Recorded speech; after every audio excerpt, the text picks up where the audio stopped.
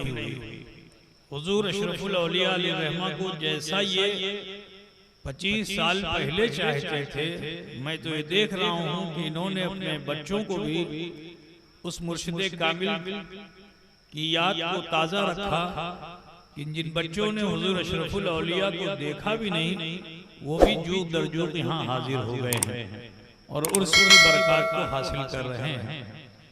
25 साल हो चुके हुजूर अशरफुल औलिया के विसाल फरमाए हुए, लेकिन उनका रूहानी फैज़ किसी तरह से मुझे कम नजर नहीं आ रहा है। अल्लाह का शुक्र है कि उनका फैजान रोज फरजू बढ़ता ही जा रहा है और इंशाअल्लाह ताला जो लोग भी बुजुर्गों से वाबस्ता रहेंगे, उन बुजुर्गों के रूहानी फैज़ और बरकत से दुनिया में भी माला माल होंगे और आखिरत में भी माला माल होंगे। हुजूर अशरफुल औलिया अलैहिर्रहमतुर रिदवान की पैदाइश ऐसे दौर में हुई थी कि जब हिंदुस्तान में अफरा तफरी का माहौल था, न यहाँ का हिंदू महफूज था, न यहाँ का मुसलमान महफूज था। अंग्रेज की साम्राज्यत पूरी तरह से गालिब थी। वो 1927 का दौर अगर तारीख के आईने में आप झांकेंगे तो आपको जरूर मिल जाएगा। आज इस जमाने में लोग तारीख को मिटाने की कोशिश कर रहे हैं, लेकिन हकीकत में तारीख ही है जिससे हमें अपने बुजुर्गों का पता चलता है। तो बड़ा इनकलाबी दौर था, लोग मायूस भी हो चुके थे, उम्मीदें कहीं कहीं नजर आती थी, लेकिन हुजूर अशरफुल औलिया अलैहिर्रहमतुर रिदवान ने उस वक्त आंख खोली कि जब हर तरफ अंग्रेजी साम्राज्य अपने पूरे जोर पर थी, मगर हुजूर अशरफुल औलिया ने ऐसे बुजुर्गों की आगोश तरबियत में आपने आंख खोली कि जो अल्लाह से डरने वाले थे और उन्हीं बुजुर्गों का समरा है।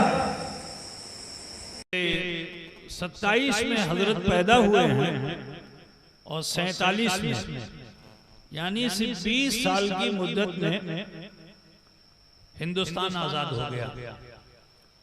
और हिंदुस्तान की आजादी अभी मिली ही थी कि हुजूर अशरफुल औलिया अलैहिर्रहमतुर रिदवान के सर पर ताजे नियाबत आ गया और आपने उस पुराशोभ दौर में कि जब हर तरफ मार काट जुल्म सितम, दाढ़ी वाले मुसलमान को देखना यहाँ लोग पसंद नहीं कर रहे थे, क्योंकि हिंदुस्तान दो टुकड़ों में बट चुका था।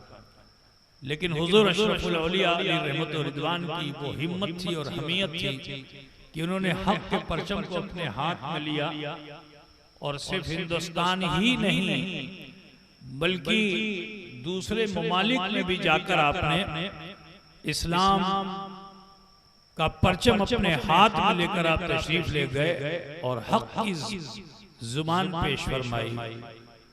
उनकी हक बयानी का असर ये हुआ कि बिहम्दिही ताला जिन इलाकों में भी आ गए, इस्लाम फलता फैलता फूलता नजर आ रहा है। मेरे अजीज, यकीनन उर्स मनाने का मकसद ही यही होता है। उर्स मनाने का सिर्फ ये मकसद नहीं कि आप मज़ार शरीफ में जाइए और अपनी मिन्नत की चादर चढ़ा दीजिए और वहां जोर जोर से कहिए कि बेटा नहीं दे दीजिए। नहीं, उर्स मनाने का मकसद ये है कि हम उन अल्लाह वालों की जिंदगी को देखें और उसे अपने लिए आइडियल बनाएं। इसलिए उर्स मनाया जाता है ताकि उनकी तारीख आपके सामने आए। तो वो हुजूर अशरफुल औलिया थे जिन्होंने 20 साल की उम्र में फारिग तहसील आप हुए और फिर आपने दीन का काम किया, मिल्लत का काम किया और ऐसे माहौल में कि जहां काम करना मुश्किल था, आपने काम करके दिखाया।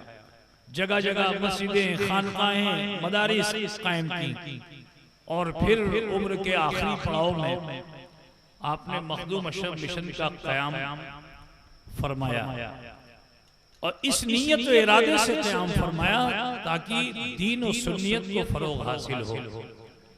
अल्हम्दुलिल्लाह हुजूर अशरफुल औलिया अलैहि रहमत व रिदवान ने अपने दौरे हयात में उम्र के आखिरी लम्हे में कुछ पेशीन गोइयां फरमाई थी कि ये मखदूम अशरफ मिशन सिर्फ पंडवा शरीफ में नहीं होगा, दूर दराज तक फैलेगा।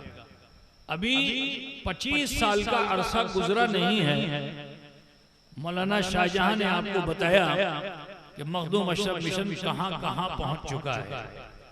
अजीज़ान गिरामी, ये हुजूर अशरफुल औलिया अलैहि रहमत व रिदवान की खुली हुई करामत है। अजीजो, हिम्मत मर्दा मदद खुदा। आज दुनिया का कोई मदरसा बगैर कमीशन और बगैर सिफारत के चल नहीं सकता, लेकिन उस बुढ़ापे में भी हुजूर अशरफुल औलिया का अज़्म और हौसला ऐसा था कि जब मोतक़िद सफीर तशरीफ लाए और उन्होंने कहा ये खिदमत हम करेंगे, तो आपने फरमाया कैसे करोगे? कहा दूसरी जगह 50% मिलता है, हुजूर आप 25% दे देंगे तो भी हमारा काम चल जाएगा। तो हजरत ने फरमाया था कि मियाँ जहाँ पीर होता है वहाँ सफीर की क्या जरूरत है, मैं अपनी दावत को पेश करूंगा, लोग उससे करीब होंगे। तो आप हैरत करेंगे कि 25 साल का अरसा गुजर गया, कोई commission agent Makhdoom Ashraf mission का पूरे हिंदुस्तान में नहीं है, न रमजान में, न ईद में, न बकरीद में। लेकिन रहमदे ताला जो हमारे अज़ाइम और मकासिद हुजूर अशरफुल औलिया के थे, वो धीरे धीरे करके मुनस्से शहूद पर जाहिर हो रहे हैं। दुआ फरमाइए कि अल्लाह तबारक व तआला हुजूर अशरफुल औलिया के सपनों को साकार फरमाए और दीन का जो किला जिसकी बुनियाद हुजूर अशरफुल औलिया ने रखी, वो किला बुलंद से बुलंदतर हो और इल्म और अमल को तरक्की हासिल हो। मैं आपको बताऊं कि इसी मजमे में हमारे मदरसे के जनरल सेक्रेटरी जनाब अब्दुल खालिक साहब बैठे हुए हैं।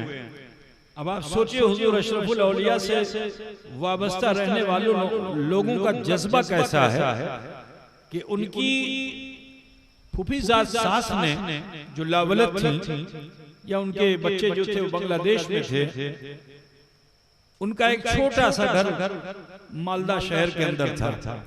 इंतकाल करने से पहले उन्होंने बुलाया, कहा बेटे इसे तुम ले लो, मेरे बाद इसे कौन देखेगा। तो आज दुनियादार अगर कोई होता तो बड़ा खुश होता, क्योंकि एक बड़ी प्रॉपर्टी वो थी। लेकिन उन्होंने कहा कि मुझको देकर आपको क्या फायदा मिलेगा, आप कुछ ऐसा काम कीजिए कि जिससे आपको मरने के बाद भी फायदा मिले। और वो काम ये है कि अपनी इस जगह को मखदूम अशरफ मिशन में दे दें। तो मालदा शहर के अंदर हार्ट ऑफ द सिटी में छोटी सी जगह गालबन 1.5 कट्ठा या 2 कट्ठा जो भी होगी, वो मखदूम अशरफ मिशन के नाम उन्होंने करा दिया। अल्हम्दुलिल्लाह अभी वो जगह ज़ेर तामीर है। नूरैन एजुकेशन सेंटर के नाम से मानवन वो जगह है। इंशाअल्लाह ताला मुस्तक़बिल करीब में हमारा इरादा है कि वहाँ ऐसे बच्चों को जो नादार हैं, गरीब हैं और उनके वालिदैन उन्हें पढ़ा नहीं पा रहे हैं, तो उन बच्चों को वहाँ रखा जाए और भी दूसरे बच्चे हों और फिर उनको बेहतर तालीम दी जाए। क्योंकि आज मुसलमानों में इसका गिराफ बहुत घट चुका है। तकरीबन वो 5 मंजिल इमारत वहाँ तामीर हो चुकी है। दुआ फरमाइए कि जल्द अज जल्द वो कोचिंग सेंटर जो हम मालदा में कायम करना चाहते हैं वो जल्द से जल्द कायम हो जाए।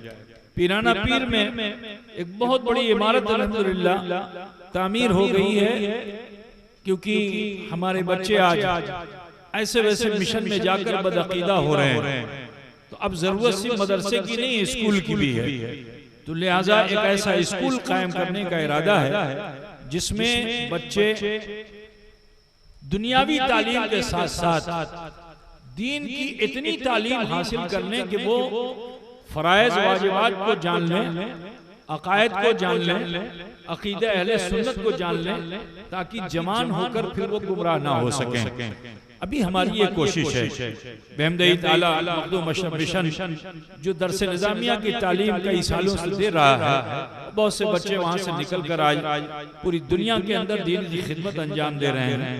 अल्हम्दुलिल्लाह इन साल से वहाँ शोबे तहकीक भी कायम हो गया और पहले ही साल में बहुत से बच्चे आ गए उस शोबे में दाखिले के लिए, लेकिन हमने 9 की अदद को रखा कि 9 की अदद सबसे बड़ी अदद होती है और हजरत इस फलसफे को अपनी तकरीरों में अक्सर बयान किया करते थे कि सबसे बड़ी अदद का नाम 9 है। तो लिहाजा 9 से 9 बच्चों से हमने उसको अभी शुरू किया है। इंशाअल्लाह दुआ फरमाइए कि वो शोबे तहकीक जो हमने कायम किया है आगे वो तरक्की हासिल करे और कामयाबी की शाह पे गामजन हो। अजमेरुल मुक़द्दस में भी हमने एक इमारत तामीर की है, अभी वो मुकम्मल नहीं हुई है, वहाँ से भी हमें कुछ काम करने का इरादा है, जिसके ताल्लुक से ये जो छोटा सा किताबचा है जिसे अजीजुल क़द्र मौलाना फतहुल्लाह अशरफी जिनके वालिद इस्म बा मुसम्मा थे, यकीनन अशरफियत में वो मुमताज थे, बहुत ही आशिक शख्स थे वो, हाफिज मुमताज साहब नाबीना थे, लेकिन उनका जो जज्बे इरादत था वो बड़ा पुख्ता था और उसी मोहब्बत की बुनियाद पर अब आप ख्याल फरमाइए कि अजीजुल क़द्र मौलाना फतहुल्लाह अशरफी की जो पैदाइश हुई तो गालिबन हुजूर अशरफुल औलिया से नाम रखवाया, तो आपने उनकी उल्फत और मोहब्बत को सामने रखकर अपने जद्दे करीब का नाम दे दिया फतहुल्लाह। ये हजरत शाह फतहुल्लाह रहमतुल्लाह ताला अलैह हम सबके अजदाद में से हैं और ये ऐसे बुजुर्ग हैं कि अल्लाह ताला ने इनमें वो कुव्वत और तासीर अता फरमाई कि विसाल फरमाने के बाद किसी काफिरा औरत ने कह दिया कि मियां किस दिन मर गए आप उठ के बैठ गए, इरशाद फरमाते हैं गैबानी बता कौन सा दिन अच्छा होता है, कौन सा दिन अच्छा होता है। उसने भी कह दिया आपके वहां तो जुमरात जुमा अच्छा होता है। तो हजरत ने ऐलान फरमाया कि मेरा विसाल जुमे को होगा, वापस ले चलो। जनाजा वापस आया और फिर जुमे को आपका विसाल हुआ। तो कछौटे शरीफ में जहाँ जिन भूत जलाए जाते हैं, मैं आपको बताऊं वो जगह हजरत का चिल्ला खाना है, हजरत फतहुल्लाह शाह रहमतुल्लाह अलैह का चिल्ला खाना है हजरत, और उसी के पास दरवाजा था मस्जिद का। तो हजरत ने वसीयत की थी कि मेरी कब्र बिल्कुल मस्जिद के दरवाजे में बनाना। अब जब कब्र वहां बन गई तो खानदान में इख्तिलाफ हो गया कि भाई मस्जिद के दरवाजे पे कैसे दफन किया जाएगा, लोग जाएंगे कहाँ से, आएंगे कहाँ से। तो गर्ज के इख्तिलाफ काफी बढ़ गया, जमींदारी का दौर था, लाठी डंडे भी आ गए।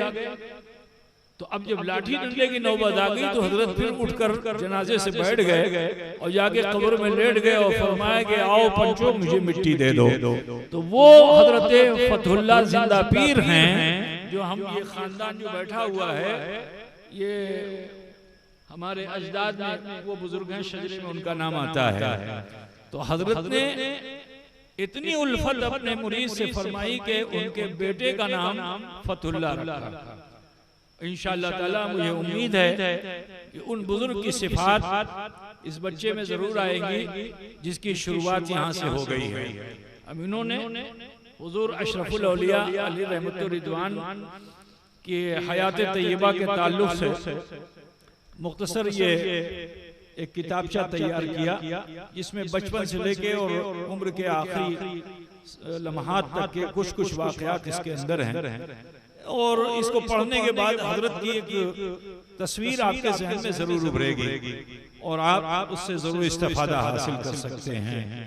तो बहरहाल ये इनका जज्बा कि इन्होंने इसे तहरीर करके मखदूम अशरफ मिशन में दे दिया। अल्लाह तबारक व तआला इसकी जज़ा अता फरमाए। तो बहरहाल मैं एक अर्ज कर रहा था कि हजरत का एक जज्बा जो था वो यही था कि दीन की ज्यादा से ज्यादा अशात हो, अल्लाह का शुक्र है कि आपके इस जज्बे और इस हौसले को देखकर मुझे बेहद खुशी हो रही है कि इस वक्त सुबह के वक्त भी आप बेदारी के साथ बैठे हुए हैं, इसी यकीन पे कि जब तोहफा तक़सीम होगा अशरफुल औलिया का तो हम अपने दामन में उसे समेट कर जरूर जाएंगे। तो बहरहाल हुजूर अशरफुल औलिया की जिंदगी का एक मामूल ये भी था कि हजरत अपने से करीब रहने वालों को तौबा की बहुत दावत देते थे, तौबा की दावत देते थे, जिक्र व अस्कार की दावत देते थे। तो अल्हम्दुलिल्लाह आज इस महफिल की शुरुआत जो है जिक्र से हुई है, तो अब तौबा पे इसका इख्तिताम होना चाहिए। तो लिहाजा और ये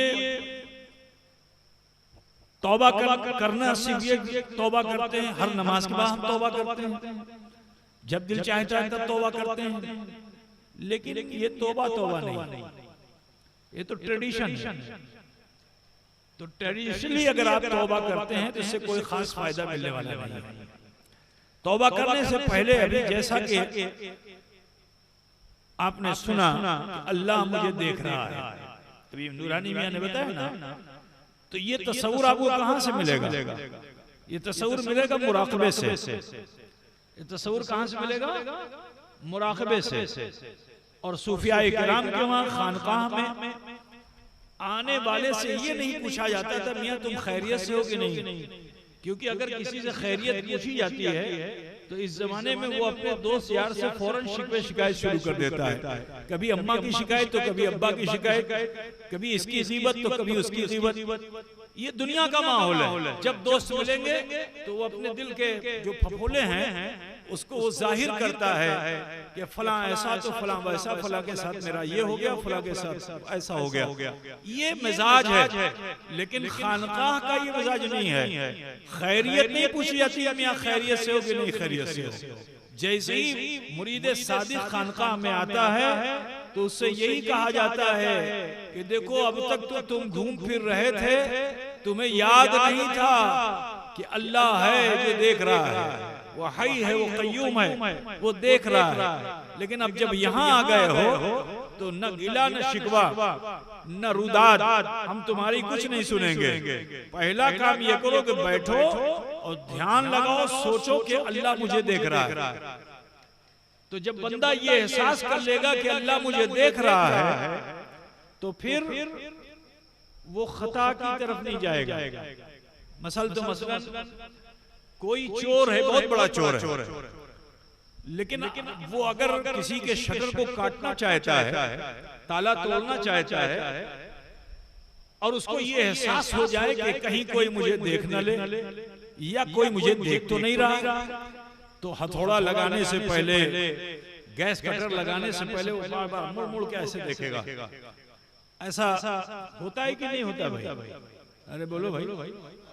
अरे होता है ना ऐसा कि वो खौफजदा होता है, मुड़ मुड़ के देखता है कहीं मुझे कोई देख तो नहीं रहा है।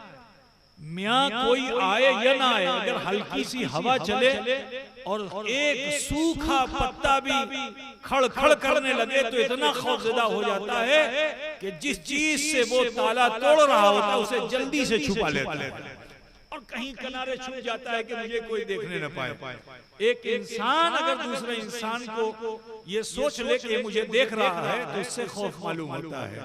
मेरे अजीज, अगर ये एहसास हर मुसलमान का बेदार हो जाए कि अल्लाह मुझे देख रहा है तो उससे फिर कोई जुर्म होगा?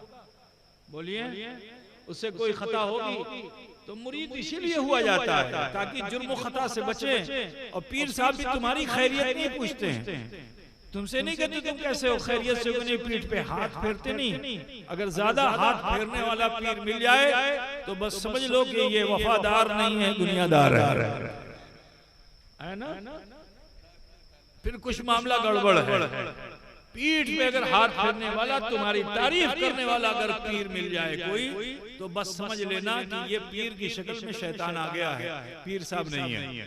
मैं किसी पीर की बुराई नहीं कर सकता, हर पीर अच्छा होता है, लेकिन पीर की शक्ल शैतान बना सकता है। तो यही सब शैतानी हरकतें होती हैं कि अनवर की तारीफ कर दी जाए, है ना, नेताजी की तारीफ कर दी जाए, अब ये खुश हो जाए। बात समझ रहे हैं कि नहीं? तो अगर ऐसा कुछ होता है तो बस समझ लीजिए कि आज पीर साहब नहीं, उनकी शक्ल में कोई दूसरा आ गया है। मैं नहीं कहता कि आप पीर साहब को बुरा करिए, ठीक है ना, क्योंकि मेरा ताल्लुक खानका से है और खानका में बुराई की तालीम दी नहीं जाती, किसी को बुरा कहने की भी तालीम नहीं दी जाती है। हमारा ताल्लुक खानका से अल्हम्दुलिल्लाह। तो बहरहाल तो पहली तालीम जो खानका की वो क्या है? मुराकबा है।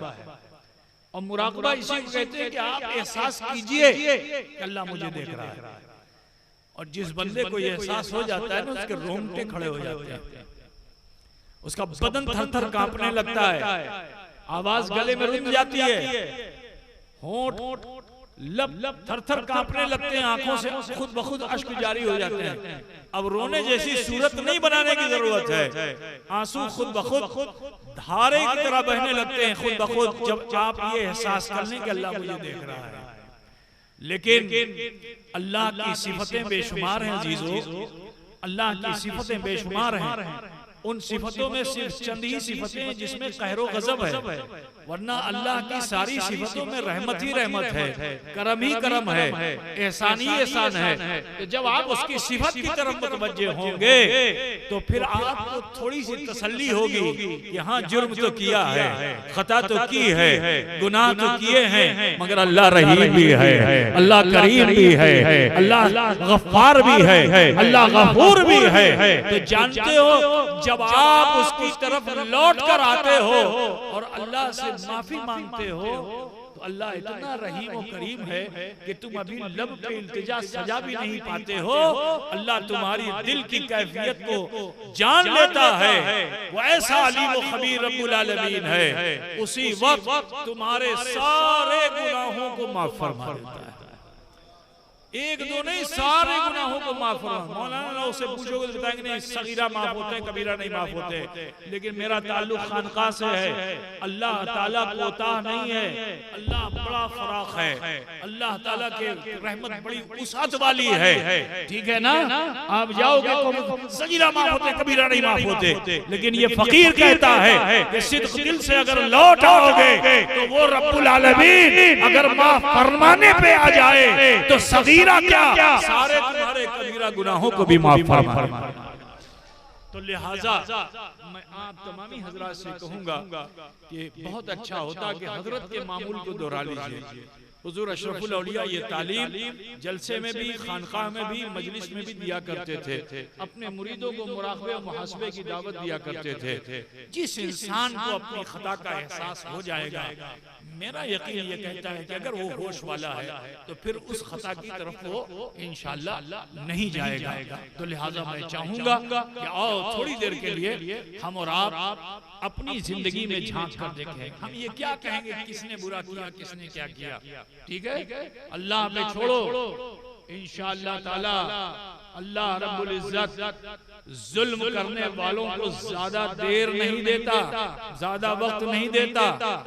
जुल्म करने वाला कोई भी हो, अल्लाह उसे ज्यादा वक्त नहीं देता। मियाँ इतना जान लो, जिस दिन रस्सी खींच ली गई सब खत्म हो जाएगा। तो मैं आप सबसे कहना चाहूंगा कि आप जुल्म की तरफ खुद मत जाओ। जालिम ने जुल्म किया है, आप क्यों जुल्म करोगे? आपको जुल्म नहीं करना है, अपने आप को अपने रब की तरफ लगा दो, अपने ऐब व खता को देखकर माफी मांगो, तुम सही हो जाओगे, तुम दुरुस्त हो जाओगे। इंशाअल्लाह शौकत इस्लामी, हैबत इस्लामी तुम्हारे चेहरों पे आ जाएगी। और जब शौकत इस्लामी, हैबत इस्लामी तुम्हारे चेहरे पर आ जाएगी तो अब वो चाहे कोई भी हो, चाहे कोई भी हो, वो आपको देखेगा और हैबतज़दा होगा। हमें कहने की जरूरत नहीं कि ये कलमा पढ़े और वो कलमा पढ़े। आप अगर सच्चे मुसलमान हो जाओगे तो तुम्हें देखकर जमाना पढ़ेगा कलमा ला इलाहा इल्लल्लाह मुहम्मदुर रसूलुल्लाह। तो लिहाजा मैं आप सबसे गुजारिश करूंगा कि आओ सूफियाए किराम के मशरब को अख्तियार करो और थोड़ी देर मुराक़बा और मुहासबा कर लो। अपने हाथों को नाफ पे बांध लीजिए, सर को झुका लीजिए, दिल के आईने में झांकिए किए, देखिए मेरा बचपन कैसा, मेरी जवानी कैसी, मेरा बुढ़ापा कैसा, अब तक की जिंदगी कैसी। अगर कोई खता भूल गुनाह सरजद हो गए तो उसे इकट्ठा करके अरहमुर राहिमीन की बारगाह में पेश कर दीजिए। वो गफूर है, वो गफ्फार है, वो रहमान है, वो रहीम है। हमारे आप सब पर रहम फजल फरमाएगा और हमारे गुनाहों को माफ फरमाएगा।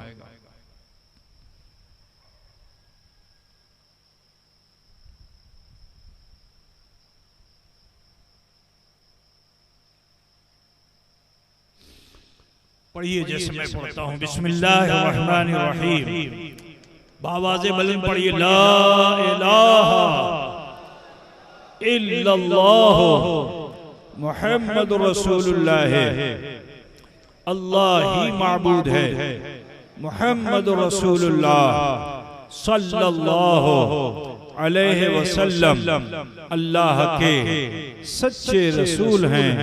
अस्तगफिरुल्लाह रब्बी मिन कुल्लि ज़ंबिन व अतूबु इलैह।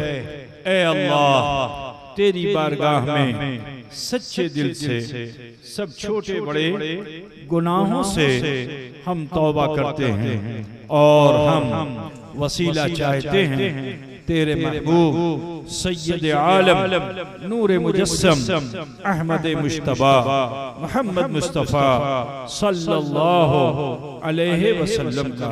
इस मुख्तसर से वक्त में अल्लाह करीम ने हम पे फजल फरमाया कि हमने कलमा शरीफ पढ़ा और इस्तग़फ़ार किया।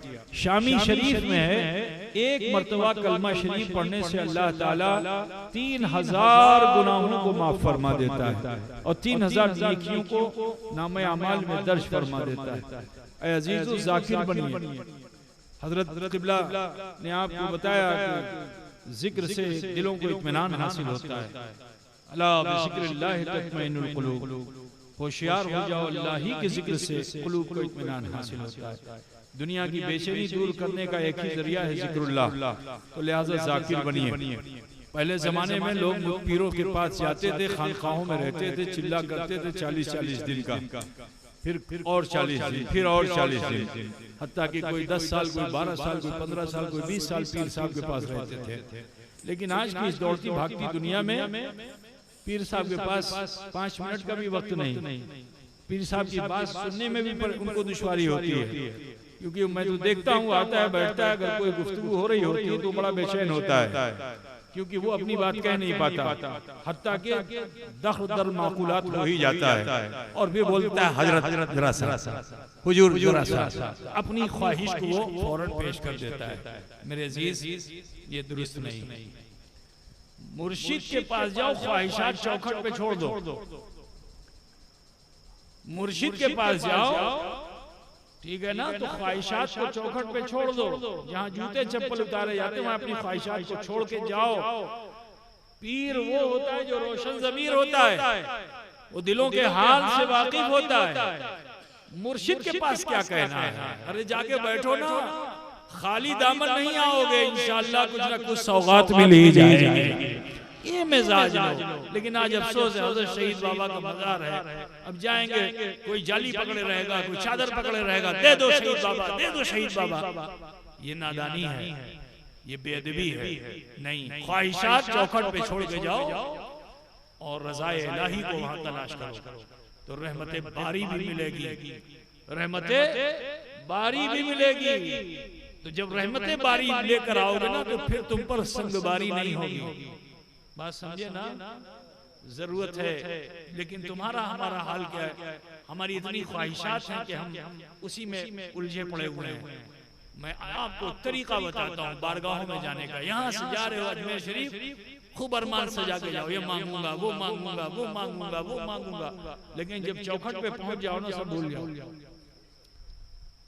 फिर मांगने की तमन्ना छोड़ दो, फिर एक आरज़ू ये लेके जाओ कि बस हजरत की तवज्जो मुझ पे हो जाए, उनकी नजरे करम मुझ पे हो जाए। तो अगर नजरे करम हो गई तो बेड़े पार लग जाओगे इंशाअल्लाह ताला। यही होना चाहिए, ये है तरीका। लेकिन हम लोग उन सारे तरीकों को भूल कर अपनी ख्वाहिशात को सामने रखते हैं। बेटा दे दीजिए, धागे से बांध देंगे। ऐसा करते कि नहीं करते? जाते हैं जाली में धागा बांधते हैं, धागा बांध के कहते हैं जब तक बेटा नहीं होगा खोलूंगा नहीं। अब बताओ किसको बांधा तुमने? बोलो किसको बांधा? कहा ख्वाजा बाबा जब तक बेटा नहीं होगा आगे खोलूंगा नहीं, जब बेटा हो जाएगा तो खोल दूंगा। तो मजबूर करते हो उन अल्लाह वालों को, तुम मजबूर कर सकते हो? पृथ्वीराज तो मजबूर नहीं कर सका, तुम कर पाओगे? बोलो पृथ्वीराज तो मजबूर नहीं कर पाया, तुम कर पाओगे? नहीं। ये सब गुस्ताखियां जो वहां होती हैं उससे बचने की कोशिश करना मेरे प्यारे। खादिम साहब गले में डोरा देते तुम इसको हाथ में बांध देते हो। देखो गले में शरीयत है, हाथ में तबीयत है। जैसे ही तबीयत को अख्तियार करोगे, मन तशब्बह बिक़ौमिन फहुवा मिनहुम, जो किसी कौम से मुशाबहत करता है उन्हीं में से हो जाता है। उर्स की तकरीब इसलिए नहीं है कि वहां आप उनको पाबंद करो, नहीं, आप खुद पाबंद होने के लिए जाओ कि मैं दुनियादार था, दुनियादार नहीं रहूंगा, अशरफ जहांगीर का मैं वफादार बनूंगा, ख्वाजा ख्वाजगा का वफादार बनूंगा, अशरफुल औलिया का वफादार बनूंगा। अब मैं अपनी तबीयत पे नहीं जीऊंगा, इनकी दी हुई शरीयत। खुदा की कसम इनकलाब आ जाएगा। तो लिहाजा मैं आपको बता दूं, अभी आपने कलमा शरीफ पढ़ा, चलते चलते भी पढ़ सकते हैं। खानका में नहीं बैठ पा रहे हो मत बैठो, रास्ता चलते पढ़ो, दुकान पे पढ़ो, गाड़ी में बैठे हुए पढ़ो, कोई परेशानी होगी? इतना पढ़ो कि ज़बान का असर दिल कबूल कर ले। जिस दिन ऐसा हो गया तो ज़बान ठहरेगी मगर ये दिल नहीं ठहरेगा, पढ़ेगा कलमा ला इलाहा इल्लल्लाह अला बिज़िक्रिल्लाह तत्मइन्नुल कुलूब। और फिर दूसरी चीज है इस्तिग़फ़ार। इस्तिग़फ़ार सोच समझ के करो, गौर करो, चाहे एक गुनाह नजर आए मगर सोच के करो। हम सोचते नहीं तौबा करते हैं, क्या फायदा? ज़बान का असर दिलो दिमाग में होना चाहिए। अगर ज़बान का तासुर दिलो दिमाग में नहीं तो बेकार है। बात समझे ना? तो अब जब तौबा करोगे तो उसी तौबा के ताल्लुक से रसूल कायनात क्या फरमाते हैं कि अत्ताइबु मिनज़ ज़म्बि कमल्ला ज़म्बला, गुनाहों से तौबा करने वाला इंसान ऐसा हो जाता है गोया उसने कोई गुनाह किया ही नहीं। तो ये मेरा कहना नहीं है, ये रसूल कायनात का फरमान है।